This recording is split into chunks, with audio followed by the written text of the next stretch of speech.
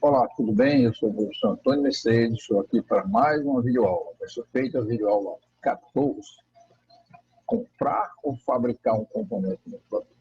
Eis a questão. Isso é muito interessante, principalmente para você, estudante universitário, para você que está se preparando para o teste do CFC e para você, empresário, né? Indústria. Às vezes tem dificuldade de decidir se eu compro um componente de um produto ou fabrico. Qual é o mais barato? Levando em consideração preço e qualidade. Como é que eu trabalho com isso? É importantíssimo você estar antenado com essa decisão. A nossa agendazinha é comprar ou fabricar um determinado componente de um produto. Estudo de caso. Então, nós vamos trabalhar esse assunto em cima de um estudo de caso, né? E também atendendo a algumas solicitações de determinados alunos, né? Então, para a gente saber se compra ou fabrica determinado componente, é interessante que a gente faça um estudo de caso, e aí você tem com valores, né, muito mais fácil você entender se eu vou decidir comprar ou fabricar um determinado componente de um produto na indústria, né? Se está gostando, deixe seu like, inscreva-se no canal, divulgue nas suas redes sociais, é importante, seja partícipe do crescimento do canal. Agradeço desde já a todos aqueles que se inscreveram. E qualquer dúvida, pode mandar para amercedes@gmail.com. Dúvidas, sugestões, algum problema que você tem dificuldade em resolver, mande para nós, que nós daremos um tratamento desse assunto. Comprar ou fabricar? Isso no início, uma grande dúvida. Então, para isso, supor que você tem uma empresa que fabrica qualquer um componente, como, por exemplo, uma geladeira, um fogão, máquina de lavar, um batedor, um liquidificador, um forno de micro-ondas, assim por dentro, qualquer que seja o produto, né? E nesse produto existe um componente X. Esse componente pode estar presente em um produto ou mais de um produto que você fabrica, né? E aí a grande dúvida é em cima disso, né? Fabricar ou comprar, né? Quer dizer, na verdade, o que a gente vê na prática é que a indústria às vezes fabrica tudo e determinados componentes poderiam ser feitos por terceiro com uma qualidade melhor e um preço também melhor, né? Então, preço mais acessível, né? Com isso você ia ficar mais competitivo em relação àquele produto que você fabrica, porque um determinado componente está melhor e está custando menos, por exemplo. Então, a dificuldade é essa. Então, para isso, a gente vai tomar aqui, vamos fazer um estudo de caso da decisão de fabricação ou compra, né? Vamos supor que a empresa Santíssima S.A. fabrica diversos produtos, também um componente X que é usado em um dos seus produtos. Aí nós estamos falando num dos seus produtos, mas podia ser em mais de um produto, né? Trabalhando com eletrônica, você veja que alguns produtos, eles são usados, alguns componentes, eles são usados em mais de um produto, né? E aí a grande questão é comprar ou fabricar esse componente, tendo em vista uma resposta, uma proposta recebida de um dos seus fornecedores. Então, o fornecedor fez uma proposta para produzir para você esse componente e alguns dados para a nossa análise. Primeiro, os CIP, né, os custos diretos de produção, são apropriados em função das horas de máquina, 800 horas, 800 unidades fabricadas, produtos e componentes. E o CIP é de 140 mil. Então, na verdade, quando você tem o componente X e o produto, você tem para o componente X, né, o custo variável, se é o material direto e mão de obra direta, é 73 a unidade, mais o CIP, que é 35, é muito fácil, né, pegar os 140 mil, dividir por 2.000 horas de máquina, que é para fabricar esse produto, eu gasto para fabricar esse componente, vezes 0,5, né? Tem 2.000 horas de máquina disponível, e vezes 0,5, que é o tempo que eu gasto para fabricar cada um componente. Então, dá 35 por unidade. Somando, eu tenho um custo unitário de R$ 108, né? Já o produto em si, eu tenho 360 mais 140. Por quê? 140, isso aqui é custo variável, 140 é em função disso aqui. Eu estou rateando aqui em função das unidades. Então, 140 mil dividido por 2.000 horas para fabricar, né, e que está disponível no caso, vezes 2 horas, que é o tempo que eu gasto para fabricar cada produto. Então, na verdade, eu tenho 140 por unidade. Então, aqui, a nível de produto, eu gasto 500, a nível de componente X, eu gasto 180. Somando os dois, dá 608. Né? Fácil de identificar isso. Né? O componente custa 108 para mim, eu fabricando, e o produto custa 500. Somando os dois, quer dizer, meu produto tem um custo total de 608. Tá? Então, simplesmente aqui foi feito um rateio em função dos custos indiretos de produção. Né? Só mostrando aqui esses 140 mil como foi rateado para aqui e como foi rateado a base das 2.000 horas aqui. Sendo que é bom lembrar que aqui, para eu fabricar cada componente, eu gasto cada produto 2 horas de máquina, e para fabricar cada componente só gasto meia hora de máquina. Né? É bom lembrar isso aí para a gente não se esquecer. Ok? E aí vamos nos adiantando. Né? Como agora tratar isso aí? Então, a proposta do fornecedor é R$ 80 por cada unidade desse componente. Quer dizer, o fornecedor ele cobra você, está cobrando você R$ 80 por unidade do componente. Observe que você gasta um valor total de 108 e agora aqui é simplesmente 80 por unidade. Né? Então, você veja que a proposta do fornecedor para a fabricação desse componente é interessante à primeira vista porque é bem mais barato, mas eu preciso analisar sobre outros aspectos. Então vamos lá. Primeiro, componente X, eu reproduzi aquele quadro anterior, 108 e 608, e aí eu começo a analisar. A proposta do fornecedor 80 para cada unidade de componente. Então a nossa comparação é a decisão entre ficar fabricando esse componente gastando 108 ou comprar ele de terceiro, né, com a mesma qualidade, por exemplo, e pagando 80. Né? A decisão é essa. Então, a compra do componente, se eu tiver os custos fixos inalterados, né? Vamos supor que eu decida comprar os componentes e meu custo fixo ele esteja inalterado, ele permanece os mesmos. Né? Então, os custos fixos não houve alteração. Então, para isso, eu tenho o custo variável do componente, que é exatamente 73 por unidade, e eu vou desembolsar 80. Então, veja, eu tenho um custo variável de 73 e estou desembolsando 80, pagando ao fornecedor. Com a redução de parte dos custos fixos. Né? A primeira condição, não mexi nada. A segunda condição, eu vou reduzir os custos fixos. Como seria? O custo variável total dos componentes seria o quê? 800, que eu estou produzindo, né? Vezes 73. 800 que eu produzo aqui, né? 800 aqui, que eu fabrico 800 produtos. Para fabricar 800 produtos, eu preciso fabricar 800 componentes, unidade desse produto. Então, 800 vezes 73, então tenho 58.400 como os custos variáveis total. E os custos do componente com a compra? Será 800, vou comprar 800 componentes X, vezes 80, será maior.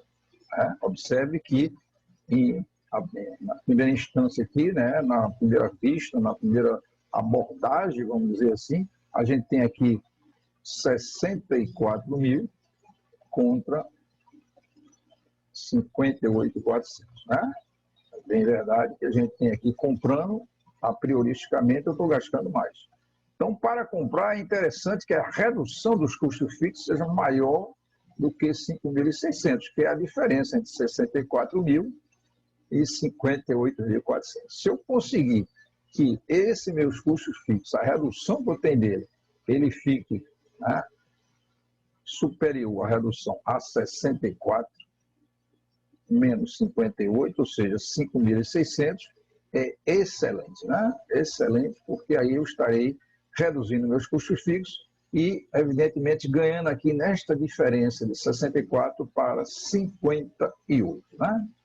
Então, vamos seguir. Então, o que é que a gente vai fazer? Reproduzir aquele quadro exatamente igual à planilha anterior.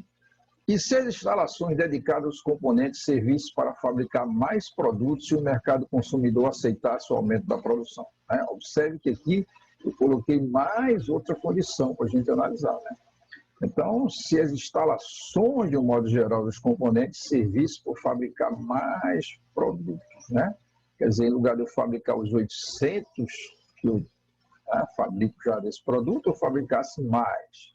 E outra coisa é se o mercado consumidor também aceitasse, né, esse aumento de produção, ou seja, tivesse uma demanda de compra que justificasse esse aumento que eu vou dar na produção de mais produtos, em função da dedicação das instalações, não para produzir componentes mais, mas sim para produzir mais produtos desse tipo, né?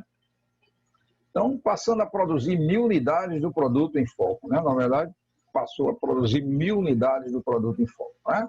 Aí você diz, puxa vida, mas por que 1.000 unidades? É muito fácil de você saber isso. Observe, por que houve esse acréscimo de 200 unidades do produto, né?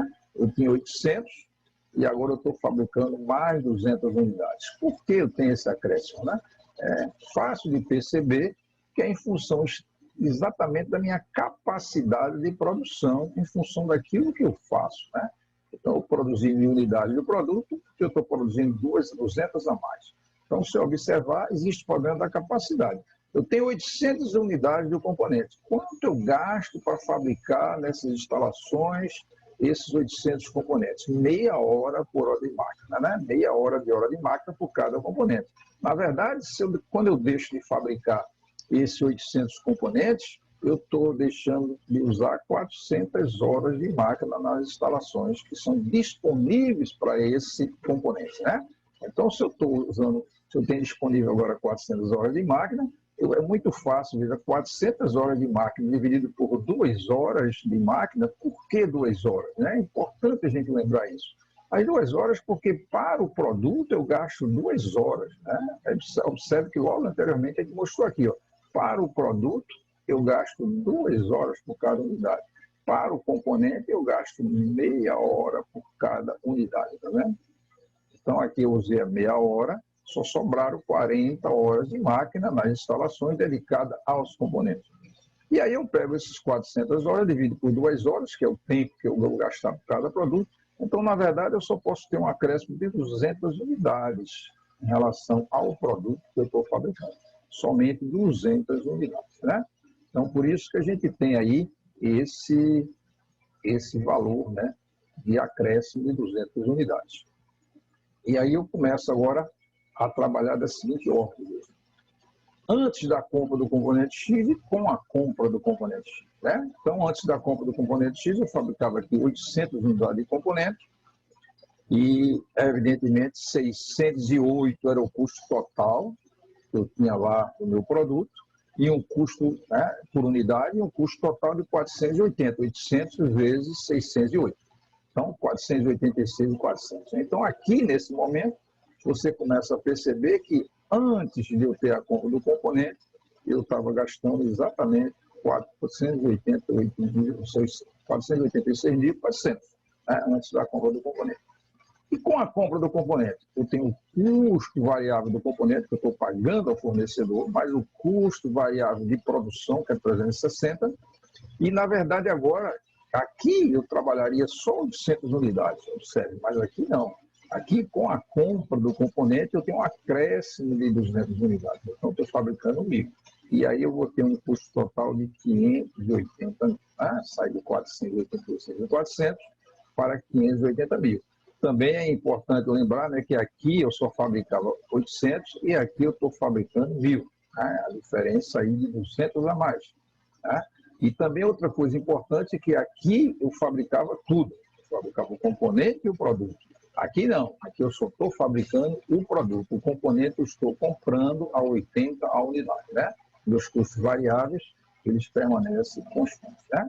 Então, essa é a condição. Então, o custo total unitário seria 580 mil, dividido por 1.000, dá exatamente 580. E quanto era o anterior? Né? Quanto era o anterior? A gente viu lá o anterior. Né? O anterior, o custo total, o custo unitário era 608. Né? Então, você começa a criar uma diferença entre uma situação e outra. Fabricando tudo, era 608. Na verdade, eu comprando o componente, fica 580. Por quê? Porque eu fabriquei mais unidades do produto em si. Por quê? Porque eu utilizei as instalações que estavam dedicadas aos componentes para fabricar os produtos. Né? Então, a gente vai agora passar e começar a analisar isso aqui. Então, esse quadro nós conhecemos. Né? Então, é a reprodução do slide anterior. Se você voltar para o slide anterior, está aqui, esse quadro exatamente igual. E aí a gente começa a analisar. Supondo que o preço de venda do produto seja 650 por unidade. Quer dizer, agora nós vamos levar em consideração o preço de venda para ver exatamente qual é o resultado numa situação e em outra situação. Ou seja, sem a compra e com a compra. Então, o custo unitário, a gente viu, era 580. E o anterior nós vimos quanto era, né? Então, a gente viu lá que o anterior era 608. Então, qual é o custo variável anterior? Era 73, que era exatamente o custo variável do que eu gastava para produzir, mais 360, que era o custo do produto. Aqui você tem o custo do componente variável e o custo do produto, 433.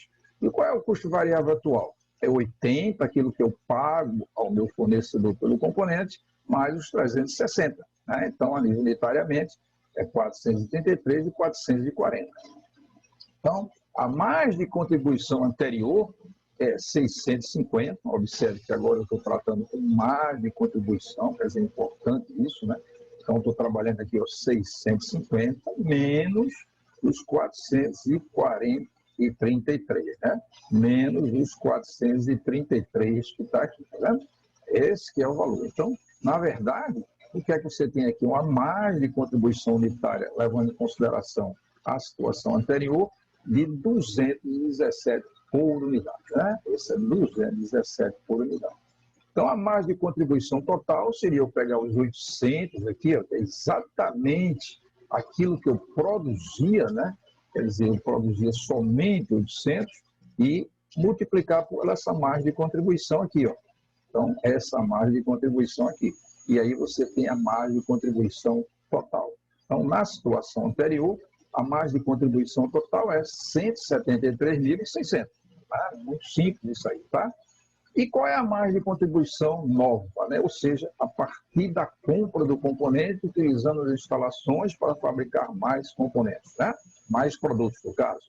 Então, seria 650, seria a mesma situação, ó, preço de venda 650, menos 440, porque aí esse 440 seria nada mais do que essa margem de contribuição aqui, ó, 600, 440. Então, eu tenho uma nova margem de contribuição, 210, que é maior do que essa margem de contribuição, é menor do que essa margem de contribuição unitária, né? Então, a margem de contribuição unitária anterior é maior do que a margem de contribuição unitária nova. E como se comporta a margem de contribuição total? Aí muda, né? Porque, na verdade, na situação anterior, eu produzia somente 800 unidades, né? E agora, nessa situação, eu estou produzindo 1.000 unidades, né? Eu estou produzindo mais. Então, a gente vai começar a perceber que ele foi benéfico, né? Porque eu produzi 1.000, né? Vezes 210, que é exatamente a unidade, agora eu tenho 210 mil. Ou seja, saiu de 173.600 para 210 mil. Tá? Então, veja, unitariamente, eu tenho uma margem de contribuição maior na situação anterior, ou seja, eu fabricando tudo. Mas, a nível de margem de contribuição total, eu tenho maior margem de contribuição total, comprando esse componente a terceiro e produzindo mais produtos. No caso específico nosso, eu estou produzindo mais 200 unidades, né? Então, ficou bem claro isso. Quais são as conclusões que a gente chega? Primeiro, a compra do componente é vantajosa, quer dizer, eu tenho uma diferença aqui de 173.600 para 210 mil. Quer dizer, tem uma vantagem grande a nível de margem de contribuição. Observe que essa margem de contribuição nós falamos lá na videoaula 6, né? É importante, ela serve quanto maior, melhor, porque ela vai arcar para cobrir os gastos fixos mais de lucro, né? Outra coisa importante é qual será o valor máximo que eu posso pagar por esse componente X e mesmo assim ainda haverá vantagem. Observe que aí a minha preocupação é, e se esse meu fornecedor, depois de me fornecer, passar a fornecer, no caso, por 80 esse componente, depois de um certo tempo ele pedir aumento. Esse aumento será vantajoso para mim até que valor? Né? Ele vai aumentando, aumentando, aumentando. Até que ponto eu vou poder ainda continuar comprando o componente e ainda tendo retorno, né? Ou seja, uma margem de contribuição boa, né? E aí eu começo a perceber uma coisa interessante, que é como eu vou calcular isso em função desses dados que nós temos, né? Primeiro, a margem de contribuição anterior foi 173.600. Então, o preço máximo do componente não poderia, em hipótese alguma, reduzir essa margem. Então, qualquer margem de contribuição que a gente tem aqui, eu tenho que batalhar que ela seja maior ou igual a R$ 173.600, né? R$ 173,60. Né? Aqui eu tenho a total, se eu dividir por 1.000, então eu vou ter lá R$ 173,60. Né? Então, qualquer margem de contribuição nova tem que ser maior do que essa aqui, que a anterior eu já tem. Então, baixar isso aqui eu não posso. Né? E aí, qual é o custo variável máximo? É exatamente, o meu custo variável é 650, que é o preço que eu estou cobrando pelo componente, menos essa margem de contribuição unitária aqui no limite, 173,60. Então, a gente começa a perceber que aí eu tenho uma condição interessante, que é 476,40. Esse é o custo variável máximo que eu posso arcar, mantendo as mesmas condições a nível de margem de contribuição. Né? E agora? E o custo do produto? Quanto é? É 360. O custo variável do produto já existe, é 360. Né? Então, 476 menos 360, que é o que já existe. Observe que agora a minha relação é importante, que agora eu estou tirando desse 360, né? Os 476, que é o custo variável máximo, eu tirando os 360 que já existe. Então, você começa a observar que o máximo que eu tenho aqui para arcar com esse componente é de 116,40. Né? Hoje, na proposta que foi feita pelo fornecedor, eu estou pagando 80 por ele. Na verdade, ele tem um limite aí que é 116,60. Né? Porque aí eu não estaria mexendo na minha margem de contribuição, que tem que ser maior ou igual a 173,60. Né? E aí eu começo a perceber uma coisa interessante. O preço máximo do componente teria que ser menor ou igual a 116,40. Então, todas as condições que nós trabalhamos, quer dizer, qualquer um que eu pagar a nível de componente menor ou igual a 116,60, eu estarei sempre tendo uma margem de contribuição aceitável, que era a mesma margem, se eu colocar esse valor limite, eu teria a mesma margem de contribuição que tinha antes fabricando. Mas eu não tenho todos os encargos da fabricação, né? Eu não tenho toda a responsabilidade por fabricar mais esse componente, e sim passei para um terceiro e estou comprando a ele. Né? Então a gente começa a perceber que eu tenho um ganho aí de processo, né? No caso, né? Menos um processo envolvido e o processo de produção do produto continua. Né? E aí a gente começa pontos para reflexão. A gente tem que olhar alguns pontos para reflexão. Observe que esse estudo de caso ele mostrou a fabricação de um produto e o seu componente. Numa situação, eu fabricando tudo. E na outra situação, eu fabrico somente o produto e não fabrico o componente e compro esse componente de terceiro, né? E assim por diante. Então, o mercado consumidor, né, ele vai consumir esse acréscimo de 200 unidades, quer dizer, a demanda que eu criei aqui a mais, né, no caso de fabricação, né, será consumida pela demanda dos consumidores, ou seja, a vontade de comprar essas 200 unidades a mais. Eu preciso ter consciência disso para não ter que fabricar 200 unidades a mais do produto e não ter mercado. Né? Primeiro, há capital circulante para suportar o acréscimo da produção. Observe, quando eu aumentei minha produção, eu não posso me esquecer nunca que eu tenho que ter um capital circulante, porque eu vou ter que comprar mais matéria-prima e mais outras coisas para suportar esse acréscimo, né? Mais mão de obra e outras coisas mais. A nível unitário é o mesmo, mas a nível, quando eu multiplico por 1.000, eu aumento. Antes só multiplicava por 800, e agora eu estou multiplicando por 1.000, tive um acréscimo de 200. Outra, há um risco de depender de apenas um fornecedor. Concordo plenamente, né? E há um risco. Eu não posso simplesmente ficar na mão de um único fornecedor, né? Apenas de um fornecedor do componente. Então, mesmo eu como indústria, né, gestor de produção, se acontecer uma situação dessa, eu preciso pensar, tudo bem, eu posso começar com esse fornecedor, mas eu preciso ter mais fornecedores desse produto, né? Para numa eventualidade que aconteça alguma coisa com esse fornecedor, ou ele colocou um preço acima daquele máximo que eu posso pagar, ou simplesmente ele não pôde atender a nossa demanda naquele período, eu simplesmente vou deixar de fabricar os meus produtos na quantidade que estava fabricando. No caso, depois de eu passar para a terceira fabricação de componentes, na verdade, tem que fabricar 1.000 unidades desses componentes. Né? Então, também eu tenho que me preocupar com isso. Então, eu tenho que ter planos B aí para trabalhar outros fornecedores desse produto. Outra coisa importante que eu não posso me esquecer é que a qualidade desse componente tem que ser mantida, né? No mínimo, a mesma qualidade que quando eu fabricava, né? Então, observe, quando eu fabricava, eu tinha uma qualidade. Então, eu tenho que comprar esse componente respeitando, no mínimo, a mesma qualidade que eu tinha quando fabricava o produto, né? Então, observe que são preocupações interessantes em função das necessidades que a gente está vendo aí. Eu preciso me preocupar com o mercado, com o capital circulante, com o risco de depender só de um fornecedor e a qualidade também do componente comprado, atender às exigências da minha empresa, né? A importância vital disso aí. Então, observe que nós fizemos um estudo de caso esse importante, que mostrou como eu posso avaliar a condição de comprar ou fabricar e decidir em função de números, né? Em função de dados reais, em função daquilo que eu possa decidir. Não é o achismo, né? Aí não está falando de axiologia, está falando de um exemplo em cima de um estudo de caso. Esse assunto está lá no capítulo 19 de contabilidade de custo, né, do Eliseu Martins. Lá também tem outros exemplos. Se pegar o livro do exercício, ele tem alguns outros exemplos. E é importante a gente trabalhar isso aí, né? Então, para você que participou dessa aula, está assistindo, deixe seus comentários, a importância vital, né? Deixe seu like, comente, inscreva-se no canal, divulgue nas redes sociais, é importante a divulgação. E qualquer dúvida, eu não posso deixar.